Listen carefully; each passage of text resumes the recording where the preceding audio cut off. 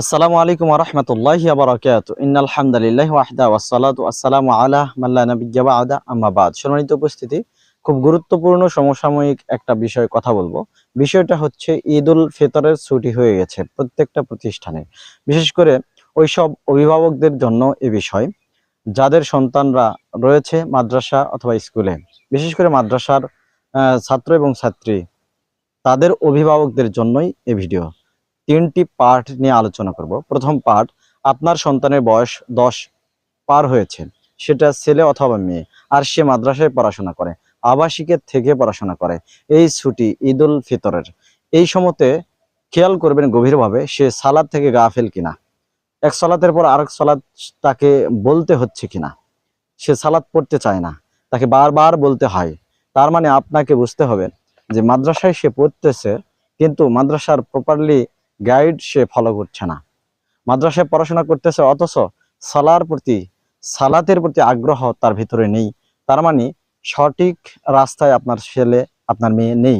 এজন্য তাকে কাছে ডেকে বোঝানোর চেষ্টা করুন এবং তাকিদ দিন।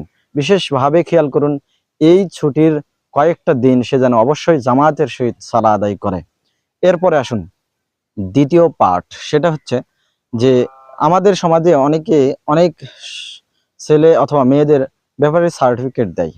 মৌলিকভাবে আমি বলতে চাচ্ছি, কোনো ছেলে এবং মেয়ের ভালো হওয়ার জন্য মানদণ্ড হচ্ছে অবশ্যই তাকে সালাত আদায় করতে হবে। এটা মৌলিক মানদণ্ড। আমাদের সমাজে অনেক ছেলে এবং মেয়েদেরকে দেখা যায় তারা সালাত আদায় করে না, কিন্তু তারা কারোর সাথে হয়তো খারাপ আচরণ করে না, কারোর সাথে খুব চিল্লাপাল্লা করে না, সে ধীরস্থির এবং একা একা একা থাকে। তাকে দেখে দিয়ে আমরা অনেক সময় বলি যে এই ছেলেটা অনেক ভালো, এই মেয়েটা খুবই ভালো। সম্মানিত উপস্থিতি, যে সালাত আদায় করে না, যে মেয়ে এবং ছেলে, সে ভালো হয় কি করে? আর তৃতীয় পার্ট, সেটা হচ্ছে অভিভাবকদের নিজেদের জন্যই।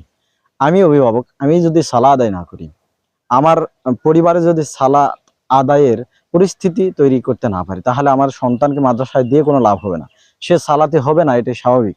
অতএব আমি ও আমার ওয়াইফ, এই দুইজন আমাদের সন্তানদের জন্য মডেল হব। তাদের সামনে আমরা সালাত আদায় করে দেখাবো, তাহলে তাদের জন্য এই বিষয়টা সহজ হবে।